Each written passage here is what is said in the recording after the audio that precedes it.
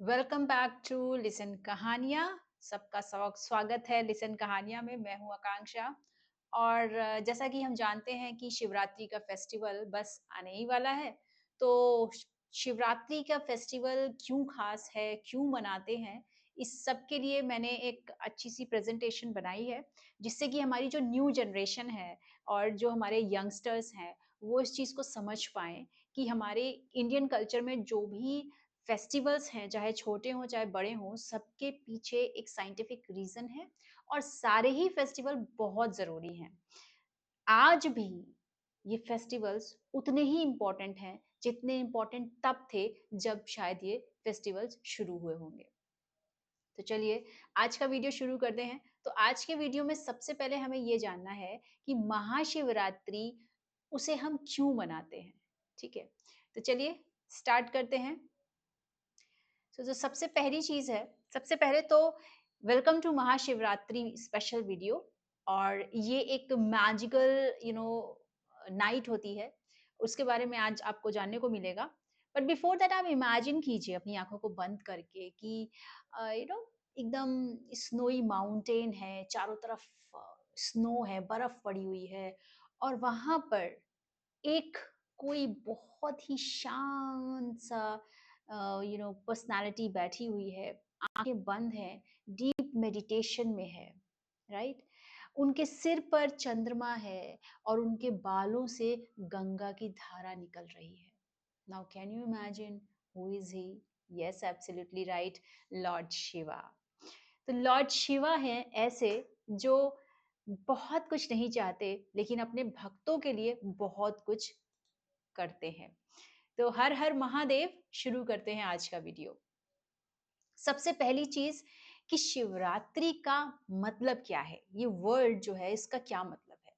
सो यहाँ पर मैं आपको बताऊंगी, देखिए शिवरात्रि जो है वो दो वर्ड से मिलकर के और इसे महाशिवरात्रि बोलते हैं। तो महा का मतलब तो हो गया काफी बड़ा, शिव का मतलब तो शिव जी हैं और रात्रि का मतलब रात, यानी कि a great night of Lord Shiva, यानी कि शिव जी की एक बहुत ही महान रात। और उस रात को हम कैसे सेलिब्रेट करते हैं, चलिए जानते हैं। तो सबसे पहले कि लॉर्ड शिवा है कौन, भगवान शिव कौन है। सो हम जानते हैं पहले उनके बारे में। तो लॉर्ड शिवा को कहा जाता है कि किंग ऑफ मेडिटेशन है, जो मेडिटेशन है या योग है, इन सब के वो किंग है। इनकी उत्पत्ति कहते हैं कि शिव जी ने ही की। उसके बाद वो बहुत पावरफुल हैं, लेकिन वो बहुत शांत भी हैं और बहुत स्ट्रांग है, लेकिन वो तभी अपनी शक्ति दिखाते हैं जब उसकी ज़रूरत होती है, वरना ऐसे ही नहीं दिखाते। जैसे आजकल के लोग, अगर किसी के पास कोई अगर बहुत पैसे वाला है, तो वो ये कोशिश करता है कि मैं अपने पैसे का शो ऑफ करूँ या किसी भी चीज़ का, फॉर एग्ज़ाम्पल। बट शिव जी के पास तो पावर, एक्सट्रीम पावर है, ही इज़ अ गॉड। लेकिन फिर भी वो कभी शो ऑफ नहीं करते, बल्कि जब ज़रूरत होती है, तो अपनी पावर का यूज़ करके लोगों की हेल्प करते हैं।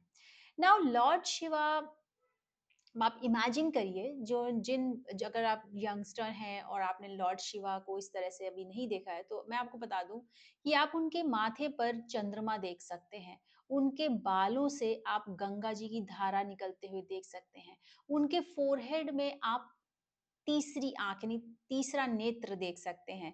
गले में आप स्नेक साँप देख सकते हैं और वो बर्फ के पहाड़ पर बैठकर मेडिटेशन करते हैं। तो ये है हमारे भगवान शिव।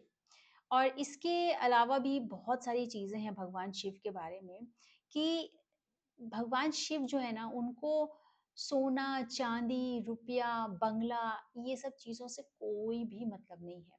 उन्हें पसंद आती है लोगों की सिंप्लिसिटी। जो लोग हैं, वो मन से और अपने विचार से कितने सिंपल हैं, या उनका हार्ट कितना प्योर है, इससे उन्हें फ़र्क पड़ता है। इसके बाद हम जानते हैं कि महाशिवरात्रि की कहानी क्या है, क्योंकि हर फेस्टिवल के पीछे एक कहानी तो होती ही है। तो यहाँ पर दो कहानियां हैं। पहली तो है शिवा लॉर्ड शिवा के कॉस्मिक डांस, यानी कि लॉर्ड शिवा जो डांस करते थे, उसका नाम था तांडव। तांडव, है ना? तांडव डांस करते थे और ये जो तांडव डांस है, इसमें बहुत जल्दी-जल्दी मुद्राएँ जो है वो चेंज होती हैं। सो ये दिखाता है हमें कि लाइफ में अच्छा टाइम भी चला जाता है, हमेशा नहीं रहता और बुरा टाइम भी हमेशा नहीं रहता। इसका मतलब कि हमें लाइफ में आगे बढ़ते रहना चाहिए, चाहे अच्छा समय हो या बुरा समय हो, दोनों ही कभी रुकते नहीं हैं, चेंज होते रहते हैं। तो पहला तो ये है कि इस दिन शिव जी ने डांस ये वाला क्रिएट किया था और शिव जी ने इस डांस को इसी दिन किया था, इसलिए ये दिन स्पेशल है। और इसके अलावा बहुत सारे लोग ये भी मानते हैं कि शिव जी और पार्वती जी की शादी आज के ही दिन हुई थी, तो इसलिए भी ये फेस्टिवल मनाया जाता है। तो इसके पीछे 2 इस तरीके की कहानियाँ हैं। दूसरी चीज़ कि शिवरात्रि में बहुत सारे लोग रात में जगते हैं, भगवान का भजन कीर्तन या चैंटिंग करते हैं, सोते नहीं हैं। तो आखिर क्यों ऐसा होता है?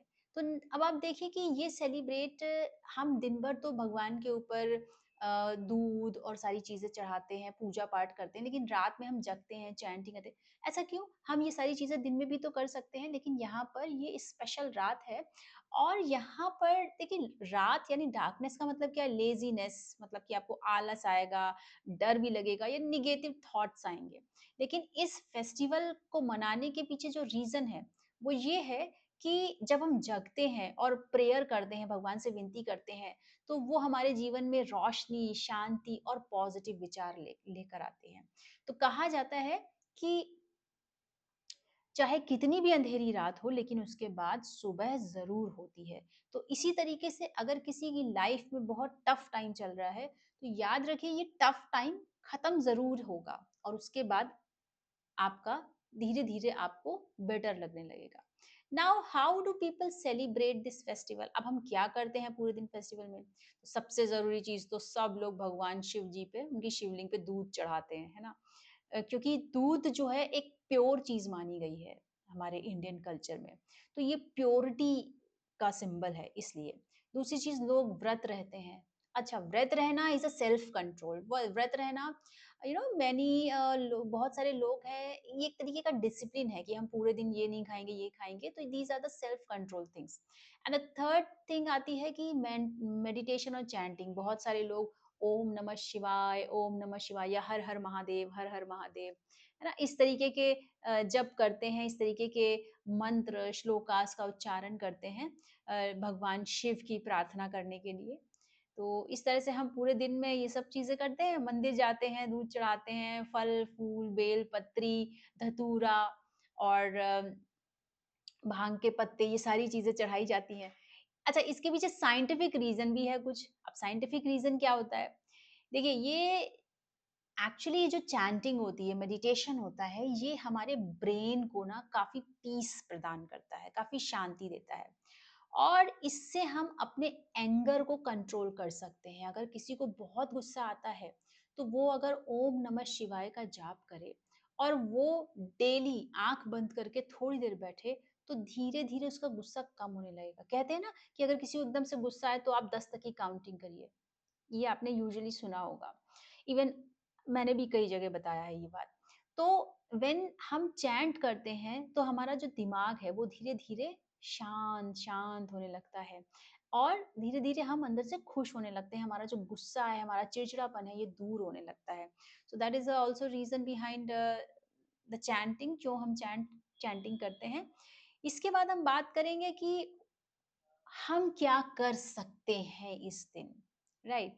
तो हम सिट क्वाइटली, अब सिट क्वाइटली मतलब ये नहीं कि सबसे गुस्सा होकर बैठ गए। नो, सिट क्वाइटली का मतलब है टेक अ मोमेंट, आप शांति से बैठिए, डीप ब्रीथ करिए और अपने माइंड को बिल्कुल क्लीन करने की कोशिश कीजिए। क्लीन आप कैसे कर सकते हैं? जब आप आंख बंद करके बैठेंगे तो आपके मन में बहुत सारे थॉट्स आने लगेंगे। तो आप बार-बार अपने मन को वापस से ज़ीरो पे लाने की कोशिश कीजिए। बार-बार अपने जो माइंड चल रहा है उसको फिर से नहीं सोचना है मुझे, नहीं सोचना है, शांत डीप ब्रीथ करिए, राइट? तो ऐसे एक दिन में तो ये सारी चीज़ें नहीं होती, तो प्रैक्टिस से होती हैं सारी चीज़ें, बट एट लीस्ट हम उस दिन इस तरह से शांत बैठ करके थोड़ी देर आँख बंद करके बैठ सकते हैं। नाउ से थैंक यू टू गॉड, जो हमें हमेशा कहना चाहिए। देखिए, गॉड भगवान ने हमें ना बहुत कुछ दिया है, लेकिन प्रॉब्लम ये है कि हमें जो दिया है हमें वो नहीं दिखता, हमें जो नहीं दिया है हमें वही दिखता है। तो अगर हम जो कुछ भी भगवान ने दिया है, अगर हम उसका थैंक करें उस दिन भगवान को, धन्यवाद करें और दिल से करें, तो ये एक बहुत पीस आपकी लाइफ में लाता है, क्योंकि आप माने या ना माने आपकी की हुई हर प्रार्थना भगवान तक पहुंचती है। बस द वन कंडीशन कि आप उस प्रार्थना को प्योर हार्ट से कीजिए। And the last thing is help your parents. Your parents are very important. आपके जो पेरेंट्स हैं वो बहुत इंपॉर्टेंट हैं। और अगर आप घर में बड़े बुजुर्ग हैं, तो इस एज में आकर के आपको भी अपने दिमाग को ना बड़ा ही शांत, क्योंकि इस एज के अपने अलग चीज़ें चलती हैं दिमाग में, है ना? तो उन सब चीज़ों में हमें बैलेंस करने में ना ये इस तरह से डीप ब्रीथिंग करना, ओम चैंटिंग करना, ये सारी चीज़ें हमें काफ़ी बेनिफिशियल होती हैं। तो जितने भी स्टूडेंट्स इस वीडियो को देख रहे हैं, तो मैं उनसे यही कहूँगी कि ट्राई कीजिए कि छोटे-छोटे से काम करके, बहुत छोटे-छोटे से काम, आपसे ये नहीं कह रही हूँ कि आप पूरे घर में झाड़ू-पोछा लगा दीजिए, नो। जस्ट छोटे-छोटे से काम, लाइक अगर आपके पेरेंट्स चाहते हैं कि आप अपने बुक्स वगैरह जगह पे रख दें, तो उन चीज़ों को आप कीजिए। ये बहुत छोटे से काम हैं, पर it will give you know immense pleasure to your parents. और पेरेंट्स लव इज़ सेल्फलेस। तो आप ऐसे लोगों के लिए अगर कुछ करते हैं, तो बदले में कहते हैं ना, goods always be gets good. तो आपको ज़रूर इसका फल मिलेगा। Okay, now the biggest life lesson. So stay calm like Shiva.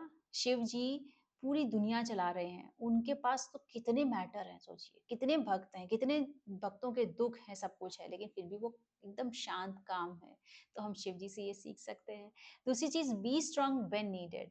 आपके पास बहुत ताकत है, आपके पास बहुत पैसा है, लेकिन उसको शो ऑफ करने की जरूरत नहीं है। आप एकदम सिंप्लिसिटी से रहिए, लेकिन जब नीड पड़े तब आप अपनी पावर को दिखाइए। अगर किसी के ऊपर अत्याचार हो रहा है, किसी के साथ गलत हो रहा है और you have right to speak, तो वहां आपको बोलना चाहिए। तीसरी चीज ये कि कंट्रोल एंगर।